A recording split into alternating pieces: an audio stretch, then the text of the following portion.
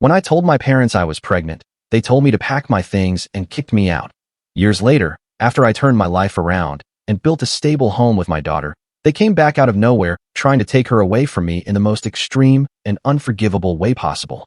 So I retaliated with the exact same ruthless move. I was always told to never inquire about my Uncle Mark. Whenever I brought him up, my mother would firmly declare, "That individual is no longer a part of this family." My father, when asked why, would simply shake his head, murmuring something about transgression and disgrace. We attended religious services twice a week. I wore modest dresses that reached my ankles, and anything outside our strict beliefs was prohibited. No dating, no dancing, no inquiries. The only thing worse than disobeying divine will was bringing dishonor upon our family's name. So, when I turned 17 and began secretly seeing my boyfriend, a senior, I convinced myself it wasn't wrong. He said he adored me, that we were destined, and that if I wasn't comfortable, he'd wait. But the waiting never materialized. He pressed, and I yielded. I didn't understand how to decline. I didn't know that affection wasn't supposed to feel like constraint. A month later, my cycle was late. Another week passed, and I was staring at two faint pink lines in a gas station restroom stall, my hands trembling so violently I nearly dropped the test. When I informed him, he fell silent, then stated, "I'm not prepared to be a father." I never heard from him again. But that was minor compared to what happened when I told my parents. My mother wept as if I had passed away. My father just gazed at me and commanded, "Gather your belongings." They labeled me a dishonor, said I was defiled, that I was attempting to spoil their existence with my impurity.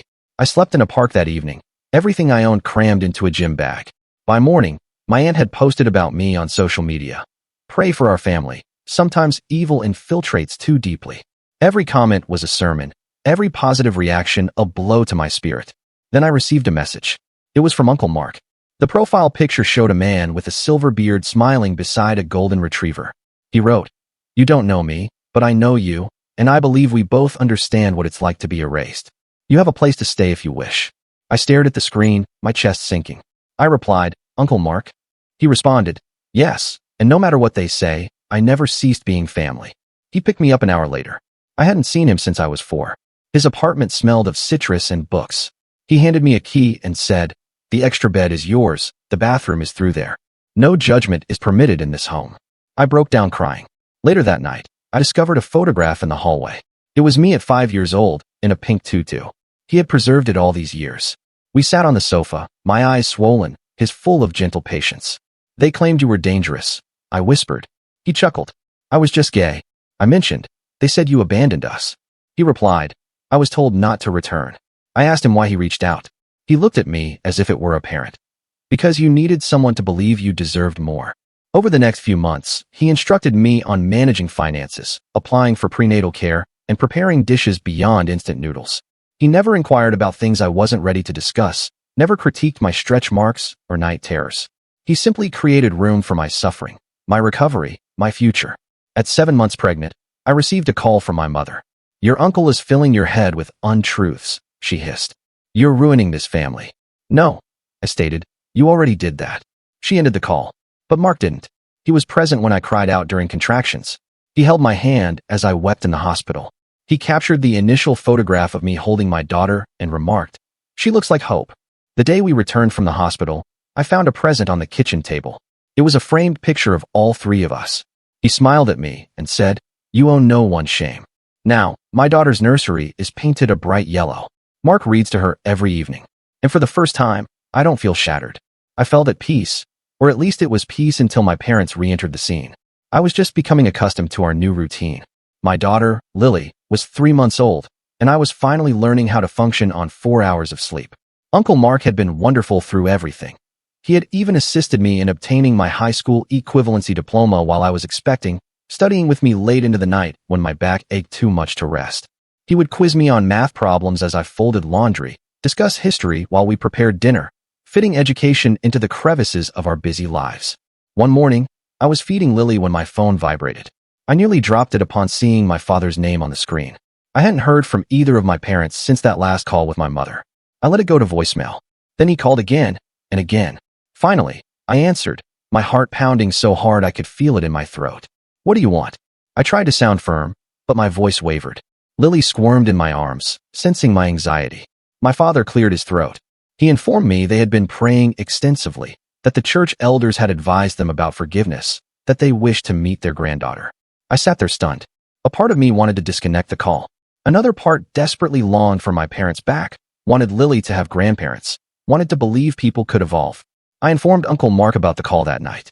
He was chopping vegetables for dinner, his hands pausing mid-slice. The kitchen was warm with the aroma of garlic and onions, a stark contrast to the cold sensation spreading through my chest. "What do you want to do?" he inquired, not dictating, just asking. That was his approach. He nodded, setting down the knife. "They did, and you owe them nothing. But if you wish to try, I'll support you." He wiped his hands on a dish towel and embraced me, the kind of hug that made me feel like perhaps everything would be all right. After 3 days of deliberation, I agreed to meet them at a coffee shop near our apartment. I chose a public location intentionally. I wasn't ready to disclose where we lived. I dressed Lily in her cutest outfit, a tiny yellow dress with matching socks, partly to showcase what they had missed, partly as a shield. I also spent extra time on my own appearance, desiring to look composed, thriving, as if their rejection hadn't shattered me. They were already present when I arrived. My mother gasped when she saw Lily.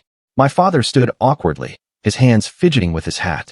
I sat down across from them, keeping Lily close to my chest, a physical barrier between them and us. The conversation was initially constrained.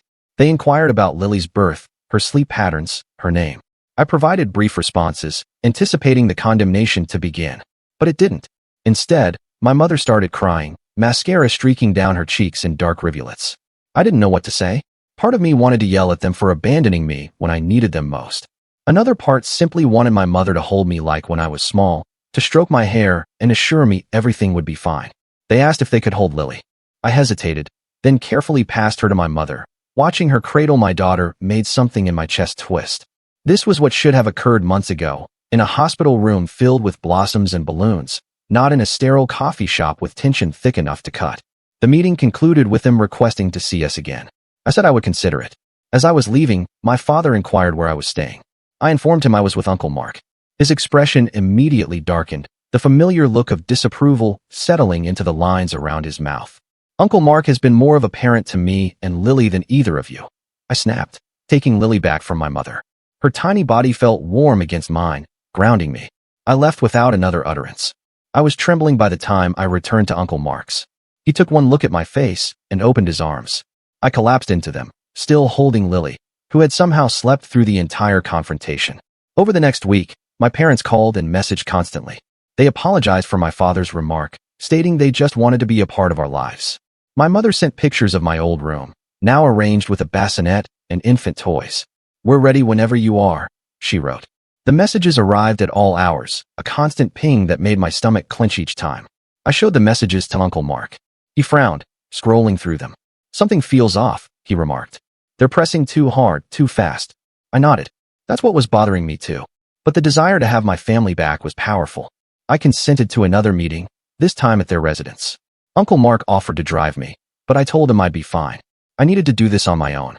When I arrived, the house appeared exactly the same. The same floral curtains, the same scriptures on the walls, the same scent of my mother's spice candles. It was like stepping back in time, except now I had Lily on my hip. My parents seemed different at home, more self-assured. My mother had prepared all my preferred dishes. My father showed me the nursery they had set up. It was lovely, with a white crib and pink walls. "For when you're ready to come home," he said, squeezing my shoulder. My mother joined us, smiling. "We've been speaking to Pastor Jim. He believes it would be best if you and Lily relocated back home. We can assist in raising her properly within the church." I felt my blood run cold. "Move back home," I repeated, attempting to keep my voice steady. Lily squirmed in my arms, sensing my unease. "Yes, darling," my mother said, her voice sweet as honey. "We've already consulted with the church elders. They concur that with appropriate guidance, you can be forgiven for your transgression." She reached for Lily, and I instinctively recoiled. "I have a life now," I stated. "I'm preparing for college entrance examinations. I have a job interview next week." Uncle Mark had helped me apply for a part-time position at the library near our apartment. The hours aligned with Lily's schedule, and they offered childcare benefits. My father's expression hardened. "A job? College? That's not what you require right now. You need structure and spiritual instruction." I surveyed the nursery again, noticing details I'd overlooked before. A framed scripture above the crib about obedience, a small bookshelf filled with religious children's literature, No toys that fostered imagination or originality. Just the same restrictive environment I'd grown up in. I appreciate the offer, I said carefully, but Lily and I are doing well where we are. My mother's smile faltered.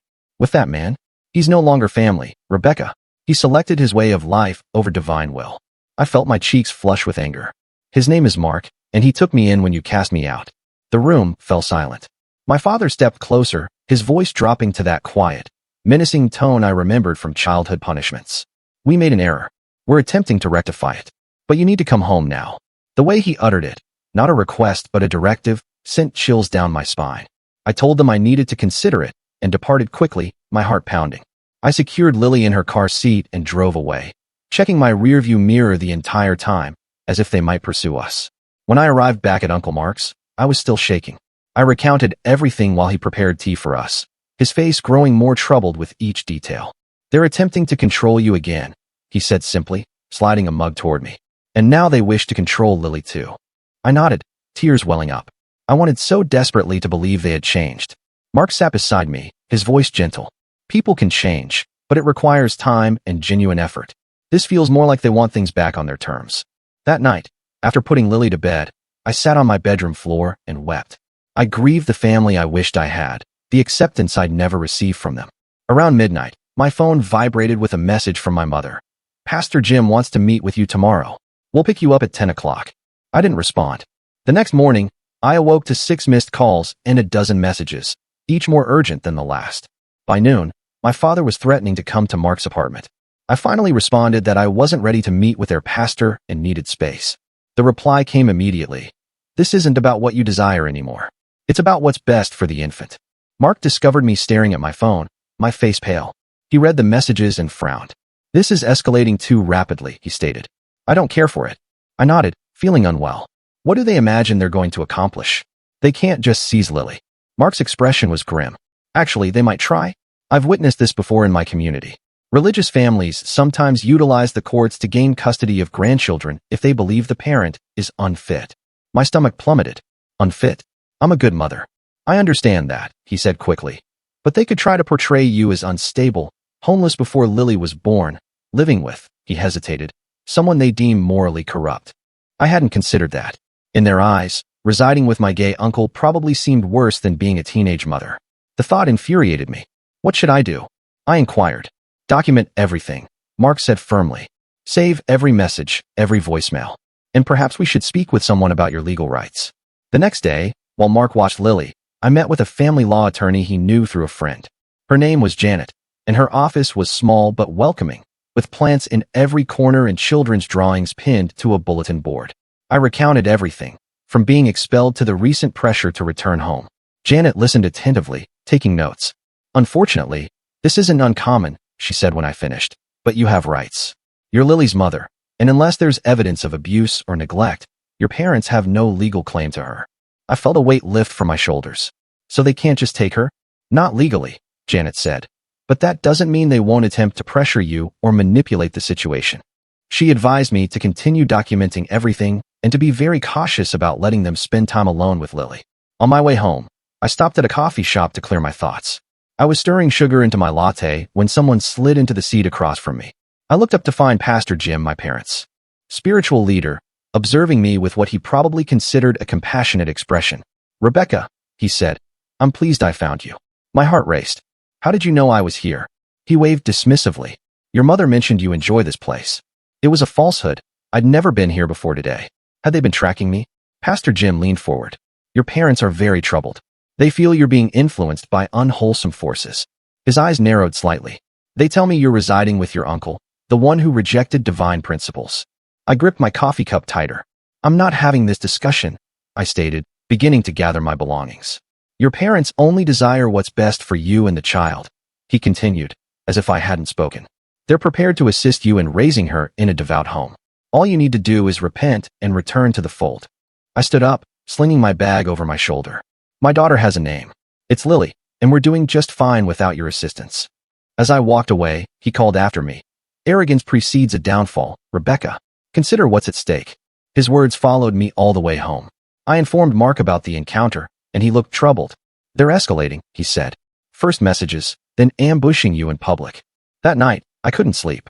I kept checking on Lily, reassuring myself she was safe. Around 2 in the morning, my phone lit up with a message from an unrecognized number. We're praying for Lily's soul every day. She spins in that sinful environment, puts her in danger. I showed Mark in the morning, my hands shaking. He took one look and said, "We're changing your number today." Over the next week, things worsened. My parents appeared at the grocery store while I was shopping. They showed up at the park where I took Lily for fresh air. Each time, they acted as if it were a pleasant coincidence, but their eyes were cold, calculating.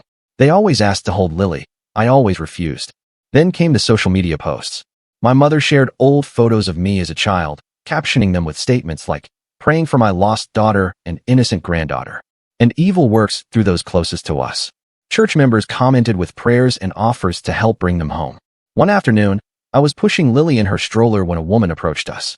She introduced herself as Barbara from my parents' church. Before I could respond, she was telling me how worried everyone was, how the congregation was raising funds to assist with the infant, how they all wanted me to come to my senses. I hurried away, looking over my shoulder the entire journey home. When I told Mark, he suggested we stay with his friend Stephen for a few days, just until things quieted down. Stephen lived in a secure apartment building across town. We packed quickly, tossing essentials into duffel bags. As we were loading the car, my parents pulled up. My father got out, his face furious. "Where do you think you're going with our granddaughter?" Mark stepped between us. "They're accompanying me for a visit. We'll be back in a few days." My father's eyes narrowed. "You've turned her against us, against divine will." "No one's poisoned anyone," Mark said calmly. "Rebecca is an adult making her own choices." My mother joined us, her eyes fixed on Lily in my arms. "Please, Rebecca, just return home. We can resolve this as a family." "Mark is my family too," I stated firmly. My father's face contorted with rage. "That individual is an abomination. He's corrupting you and that innocent child." Mark flinched, but stood his ground. "I believe you should depart now." "Or what?" My father sneered. "You'll contact the authorities? Inform them what? That we wish to rescue our granddaughter from living in sin." A neighbor walking his dog slowed down, observing us curiously. My father noticed and lowered his voice, but his eyes were still blazing. "This isn't over," he said, pointing at Mark. "We won't allow you to destroy another life." They left, but the encounter shook me profoundly. We still went to Stephen's, driving a roundabout route to ensure we weren't followed. His apartment was small but comfortable. With a spare room, he quickly prepared for us. That night, I barely slept, jumping at every sound. The next morning, Mark received a call from our neighbor, Heather. Someone had broken into his apartment. Nothing valuable was taken, but my room and Lily's nursery had been ransacked. Clothes were strewn everywhere, Lily's crib mattress slashed open, photos ripped from frames. The police arrived, took statements, but seemed uninterested. Probably just kids looking for cash or electronics, the officer suggested, despite Mark's insistence that nothing was stolen. They said they'd file a report, but I could tell from their expressions that they didn't consider it a priority. I sat on Stephen's sofa that night, numb with fear. "They're not going to stop, are they?" I whispered to Mark. He shook his head grimly. "I don't believe so, not until they achieve what they desire." "Which is Lily?" I said, watching my daughter sleep peacefully in the portable crib Stephen had borrowed from a friend. "And you," Mark added, back under their influence. The next day, I received an email from Janet, the attorney. She had received a concerning call from someone claiming to be from Child Protective Services, asking questions about my case. When she pressed for credentials, the caller hung up. "Be cautious," Janet warned. "This sounds like someone fishing for information." My parents' tactics were becoming more desperate. Mark suggested we remain with Stephen a bit longer while he had the locks changed at his apartment and a security system installed. I agreed, too frightened to object. 3 days later, I was bathing Lily in Stephen's tub when my phone rang. It was my mother, sobbing so uncontrollably I could barely comprehend her. Between gasps, she informed me my father had suffered a heart attack. He was in the hospital. The doctors weren't sure if he would survive. "Please come," she pleaded. "He needs to see you and Lily, just in case." My stomach twisted with guilt and suspicion. "Which hospital?" I inquired. She named the regional medical center across town. I told her I would try to come soon and ended the call, my hands trembling. I contacted Mark immediately, explaining the situation.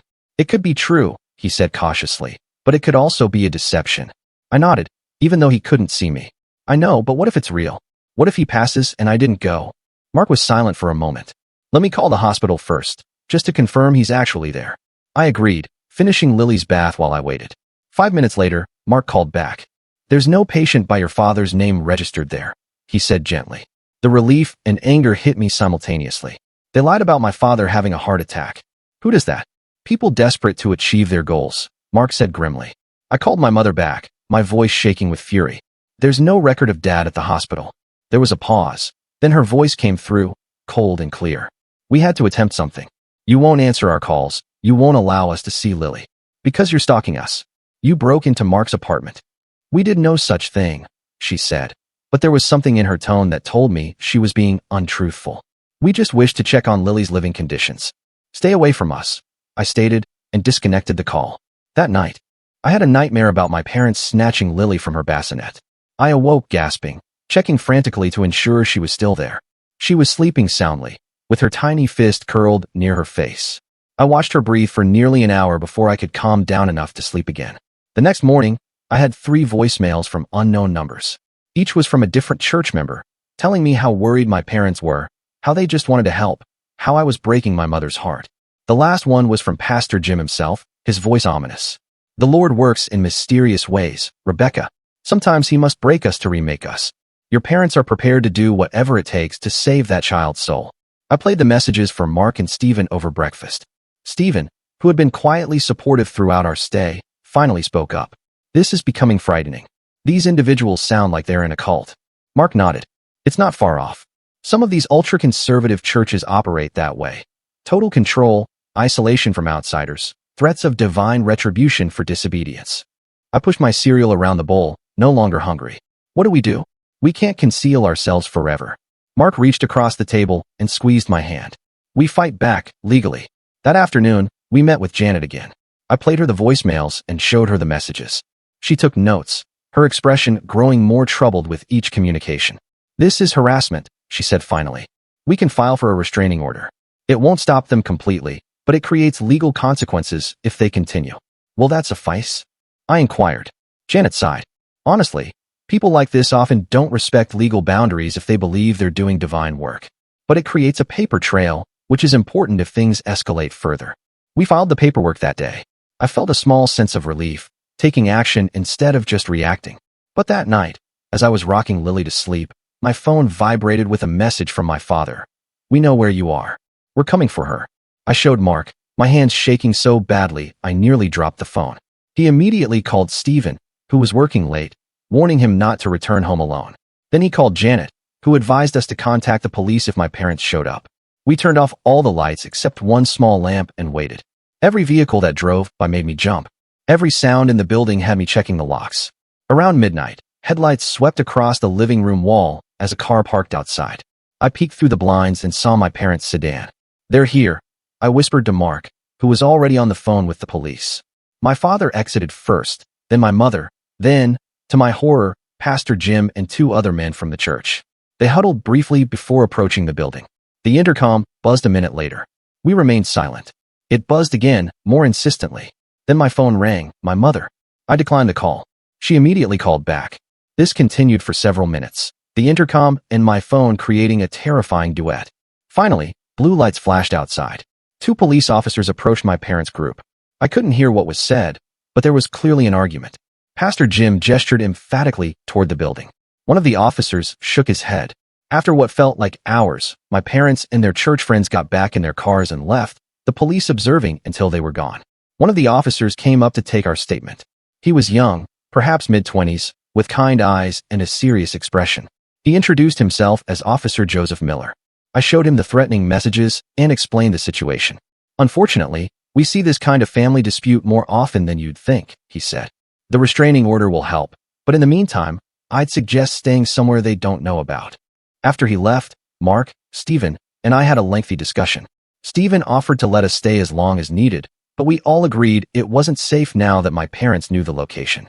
Mark suggested his friend Michelle's cabin, about an hour outside the city. She used it primarily on weekends and had offered it to us earlier. We'll go tomorrow, Mark decided. Pack only what we require. I'll contact Michelle tonight. I nodded, exhausted but grateful. As I checked on Lily one last time before attempting to sleep, I found myself wondering how my life had come to this. Hiding from my own parents, moving from place to place like fugitives, all because I'd become pregnant at 17 and refused to live by their regulations anymore. The next morning, we packed quickly. Stephen promised to check on Mark's apartment regularly and forward any important mail. As we were loading the car, Officer Miller pulled up. "Thought I'd check in," he said, getting out of his patrol car. "Any more trouble last night?" We informed him of our plans to leave temporarily. He nodded approvingly. "Smart move. By the way, I ran the plates on your parents' car. They've been parked near this building several times in the past week, according to parking enforcement records." My blood ran cold. "They've been watching us." Officer Miller nodded grimly. "Looks that way. I'd suggest taking a different route out of town, just to be safe." We thanked him and finished packing. Just as we were about to leave, Stephen's neighbor, Blake, stopped by. "Hey, just wanted to let you know some lady was asking about you guys yesterday. Showed me a photo of the baby. Said she was the grandmother." Stephen frowned. "What did you tell her?" Blake shrugged. "Nothing. I don't know you guys that well, and she seemed off somehow. Too intense, you know." I thanked him for the warning, my anxiety ratcheting up another notch. They weren't just observing us. They were questioning neighbors, displaying photographs of Lily. The thought made me feel ill. We took a circuitous route to Michelle's cabin, checking the rearview mirror constantly for any sign of my parents' car. The cabin was small but comfortable, nestled among pine trees with a small lake nearby. Under different circumstances, it would have been a tranquil escape. That evening, as Mark prepared dinner and Lily napped, I sat on the porch swing, watching the sunset paint the sky in shades of orange and pink. For a moment, I allowed myself to envision a future where we weren't fleeing, where Lily could grow up without constantly looking over her shoulder, where I could complete my education and build a life on my own terms. The peace was shattered by my phone buzzing with a new email. It was from my mother, with the subject line, "Final warning." The message was brief. "We know what's best for Lily. If you won't listen to reason, we'll have no choice but to take legal action. Pastor Jim knows a judge." I showed Mark when he called me in for dinner. He read it twice, his expression darkening. "They're threatening to sue for custody," he said finally. I nodded, my appetite gone. "Can they do that?" "Janet said they don't have a case." "They probably don't," Mark agreed. "But they can make your life a nightmare trying. Court dates, legal expenses, character witnesses. They'll drag everything into the open. Your age, your situation when Lily was born, living with me." I pushed my plate away, suddenly nauseous. "So what do we do?" Mark was quiet for a moment, contemplating. "We need to be proactive.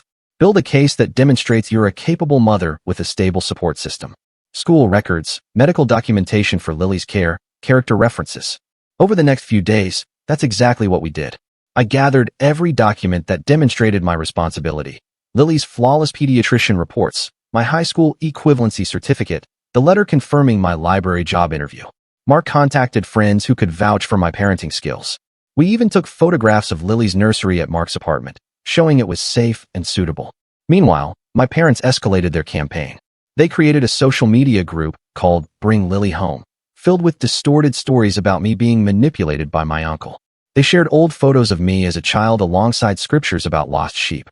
Church members I'd never encountered posted about praying for Lily's salvation. One post particularly chilled me.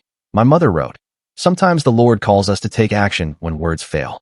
Please pray for our family as we prepare to do what must be done." Janet advised us to print everything, creating a record of their harassment. "This actually helps your case," she assured me. "It shows they're unstable and willing to go to extreme lengths."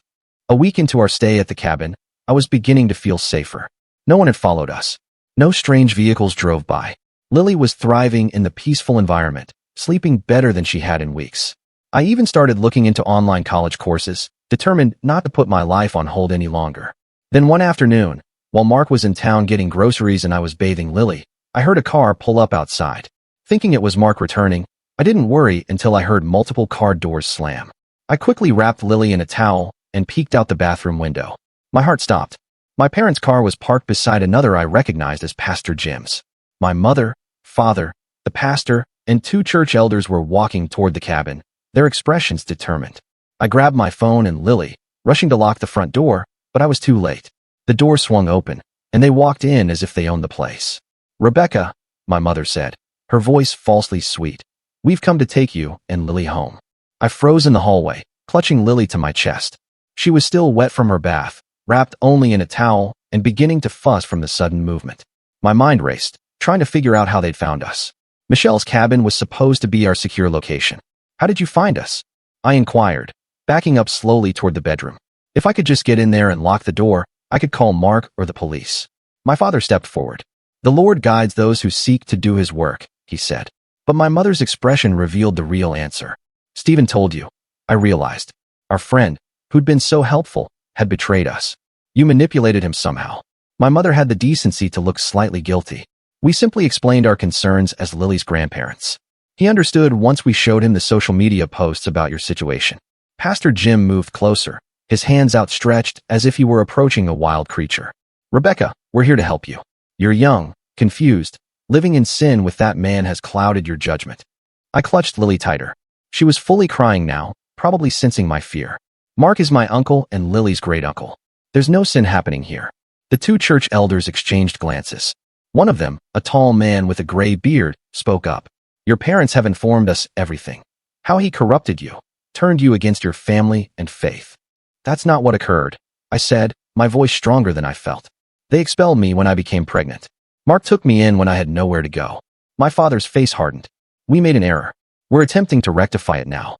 I'd backed up as far as I could, my shoulders hitting the wall. The bedroom door was still several feet away. By breaking into this cabin, by stalking us, that's not fixing anything. Pastor Jim stepped closer. Rebecca, give the infant to your mother. We're going to take you both home where you belong. I shook my head, panic rising in my throat. No, you can't just take her. That's abduction. My father scoffed. It's not abduction when it's family trying to protect a child. Actually, it is. The voice came from behind them. We all turned to see Mark standing in the doorway, grocery bags at his feet, phone in hand. I've already contacted the police. They're on their way. Relief flooded through me at the sight of him. My father lunged toward Mark, but the pastor grabbed his arm, restraining him. This doesn't concern you, Pastor Jim said coldly. This is a family matter. Mark stepped fully into the cabin, his voice steady. I am family, and you're trespassing. My mother moved toward me, arms outstretched for Lily. Just give her to me, Rebecca. Don't make this more difficult than it needs to be. I turned sideways, shielding Lily with my body. Don't touch her. Don't touch us. The standoff continued for what felt like hours, but was probably only minutes. No one moved. Lily's cries had quieted to whimpers. I could hear birds outside, the wind in the trees, so normal compared to the tension inside. Finally, sirens wailed in the distance. My parents and their church friends exchanged panicked glances. We should go, one of the elders said nervously. This isn't the correct approach. Pastor Jim shook his head. No, we came here to save this child. We're not departing without her. The sirens grew louder. Mark moved to stand between me and the group. The police will be here any minute. You're breaking multiple laws right now. Trespassing, harassment, attempted abduction. Is that truly what you desire? My father's face was red with anger. We have rights as grandparents. Not like this, you don't, Mark replied calmly. The siren stopped, and car doors slammed outside. My parents and the church members looked at each other, clearly uncertain what to do. Pastor Jim made one last attempt, his voice urgent. Rebecca, consider Lily's soul. Your parents can provide her with a devout upbringing. What can he offer her? Before I could answer, two police officers entered the cabin, hands on their holsters. One was Officer Miller, who'd helped us before. He assessed the scene quickly. What's occurring here? He inquired, though his expression suggested he already knew. Mark explained the situation, how my parents had somehow located our position, broken in, and attempted to take Lily. The pastor tried to interrupt several times, but Officer Miller shut him down. Sir, I'm going to need you and everyone else who doesn't reside here to step outside, he said firmly. My parents protested, claiming they were just trying to assist their daughter and granddaughter. The second officer, a woman with short dark hair, wasn't having it. Outside now, or you'll be leaving in handcuffs. Reluctantly, they filed out. I stayed inside with Lily while Mark spoke with the officers on the porch. Through the window, I could see my parents gesturing angrily, the pastor attempting to appear reasonable, the church elders standing awkwardly to the side. After about 20 minutes, Mark came back inside. They're leaving, he said. The officers are escorting them off the property. I collapsed onto the couch, still holding Lily. What happens now? Mark sat beside me. Officer Miller is filing a report with this and the previous incidents. We have a strong case for the restraining order. They also suggested we press charges for breaking and entering. I watched through the window as my parents and their church friends got into their cars, the police cruisers waiting behind them. Will charges actually stop them? They believe they're on a mission from a higher power. Mark sighed. Maybe not, but legal consequences might make them reconsider. The next few days were tense. We stayed at the cabin, but it no longer felt secure. I jumped at every sound. Mark installed a security camera that connected to our phones so we could see if anyone approached. Janet filed emergency paperwork to expedite the restraining order. 3 days after the forced entry, we received the news. The judge had granted a temporary restraining order. My parents and Pastor Jim couldn't come within 500 feet of me, Lily, or our residence. It wasn't a permanent solution, but it was something. That night, as I was putting Lily to bed, my phone rang with an unknown number. Normally I wouldn't answer, but something told me I should. It was Stephen. "Rebecca, I'm so sorry," he said immediately. "I didn't tell them where you were, I swear. But they came to my apartment, said they were worried sick. They showed me social media posts about you being in danger, said your uncle was keeping you isolated." I sat on the edge of the bed, anger and disappointment washing over me. "So you told them about Michelle's cabin?" "I didn't give them the address," he said, his voice pleading. "I just mentioned you were staying at a friend's cabin. I had no idea they'd track it down. I wasn't sure if I believed him." "How did they find us then?" Stephen hesitated. "They might have gone through my mail. There was a thank you card from Michelle with her address on it." I closed my eyes, exhausted. Even our friends weren't safe from my parents' manipulation. "I can't speak with you right now, Stephen. I need to think." After ending the call, I informed Mark about the conversation. He wasn't as angry as I expected. "They're skilled at what they do," he said, "manipulating people, distorting the truth." Stephen probably thought he was assisting. The restraining order provided us with some breathing room. We returned to Mark's apartment, which now had new locks and a security system. I attended my library job interview and secured the position. Mark helped me enroll in online classes for the autumn semester. Slowly, we established a new normal. My parents tested the boundaries of the restraining order, of course. They sent letters through church members. They parked just beyond the 500-foot limit and observed the apartment. They created new social media accounts when I blocked their old ones. But they couldn't approach us directly, which was all that mattered. One afternoon, about a month after the cabin incident, I was walking home from the library with Lily in her stroller when a woman approached us. I tensed, ready to call for assistance, but she wasn't from my parents' church. "Rebecca," she asked, "I'm Jennifer."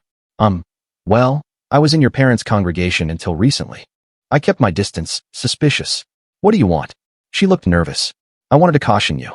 Your parents and Pastor Jim are planning something. I don't know exactly what, but they've been meeting privately, discussing saving Lily from corruption and doing what the law won't." My heart raced. "Why are you telling me this?" Jennifer twisted her hands together. "Because I left that church for a reason. The control, the fear tactics, it's not right. And what they're doing to you isn't right either." I thanked her for the warning and hurried home, looking over my shoulder the entire way. When I told Mark, he immediately contacted Janet and Officer Miller. They both took the threat seriously but said there wasn't much they could do without specific information. "Keep the security system armed," Officer Miller advised. "Document any suspicious activity, and perhaps consider staying somewhere else for a while, just to be safe." But I was weary of running. "This is our home," I told Mark that night as we ate dinner. "I'm not letting them chase us away again." He nodded, understanding in his eyes. "Then we'll make it as secure as possible." The next week passed without incident. I started to wonder if Jennifer's warning had been a false alarm. Then one evening, as Mark was reading to Lily before bed, the security system chimed. Someone was at the door. I checked the camera feed on my phone. It was my mother alone. No father, no pastor, no church members. Just her, standing there with her hands clasped in front of her. "It's my mother," I told Mark, my voice tight. "She's by herself." Mark frowned. "The restraining order." "I know." I stared at her image on the screen. She looked different somehow, smaller, less certain. "What should I do?" Mark handed Lily to me. "That's your decision, but I'll be right here." I took a deep breath and went to the door, keeping the chain on as I opened it a crack. "You're violating the restraining order," I stated by way of greeting. My mother's eyes filled with tears. "I know. I'll depart if you wish me to. I needed to see you." Something in her voice made me pause. "Where's Dad and Pastor Jim?" "I don't know," she said, and I was surprised to realize I believed her. "I left." I stared at her through the crack in the door. "What do you mean you left?" She looked down at her hands. "I left your father and the church. It's been building for a while. The things they wanted to do, the way they spoke about you and Lily and Mark, it wasn't right." I didn't know what to say. This was so far from what I'd anticipated. "Why should I believe you?" "You shouldn't," she said simply. "I haven't earned that. But I'm staying with my sister in Oak Ridge. I filed for divorce, and I wanted to tell you I'm sorry for everything." I closed the door, leaning my forehead against it. Mark appeared beside me, Lily in his arms. "What do you think?" he inquired quietly. "I don't know," I admitted. "It could be another deception." Mark nodded. "It could be, or she could be speaking the truth." I considered it for a long moment, then handed Lily to Mark and opened the door again, still with the chain on. "I can't let you in," I told my mother. "The restraining order is still in effect." She nodded, wiping tears from her cheeks. I understand. But, I continued, if you're serious about this, we can meet somewhere public with Mark and Lily, and we can talk. Hope flickered across her face. I'd like that. This doesn't fix everything, I warned her. I don't trust you. I don't know if I ever will again. I know, she said softly, but it's a beginning. After she left, I sat on the couch, emotions swirling. Mark didn't press me to converse, just sat beside me in silent support. Do you think people can truly change? I finally asked. He considered the question carefully. I believe they can, but it's uncommon, and it usually occurs gradually, with considerable effort. I nodded, thinking about my mother's tear-stained face. I suppose we'll find out. We met my mother at a coffee shop the following week. Mark accompanied me, and we brought Lily. I was tense the entire time, watching for signs of my father or anyone from the church, but it was just my mother, sitting alone at a corner table, looking nervous. The conversation was awkward at first. She inquired about Lily, about my employment, about my courses. I provided brief responses, still wary. But as time passed, I began to perceive subtle differences in her. The critical edge was gone from her voice. She didn't quote scripture or mention divine plans. And when she looked at Mark, there was shame in her eyes, not revulsion. I've been seeing a therapist, she told us toward the end of our meeting, someone not connected to the church. She's assisting me in comprehending how wrong so much of what we did was. I didn't fully trust her transformation. It seemed too sudden, too convenient. But I couldn't deny the relief I felt seeing her without my father and Pastor Jim's influence. We agreed to meet again in 2 weeks, same place, same rules. As we were leaving, she asked if she could embrace Lily. I hesitated, then nodded, watching carefully as she gently held my daughter. She's beautiful, my mother whispered. You're doing a wonderful job with her. Those simple words, spoken without qualification or judgment, meant more than any elaborate apology. Over the next few months, we established a cautious routine. Coffee shop meetings every other week, my mother slowly earning small measures of trust. She never asked to be alone with Lily, never pushed for more than I was willing to provide. She sent birthday and holiday gifts, but understood when I said I wasn't ready for her to attend celebrations. My father tried to contact me once during this time, leaving a voicemail full of scripture and warnings about my mother's mental instability. I deleted it without responding. Pastor Jim and the church elders eventually abandoned their campaign, finding new targets for their righteous concern. A year after the cabin incident, I finished my first year of college with excellent grades. Lily was walking and talking, a bright, curious toddler who loved books and music. Mark had started dating a kind man named Noah, who brought Lily small stuffed animals and taught her silly songs. And my mother, she was still working on herself, still making amends.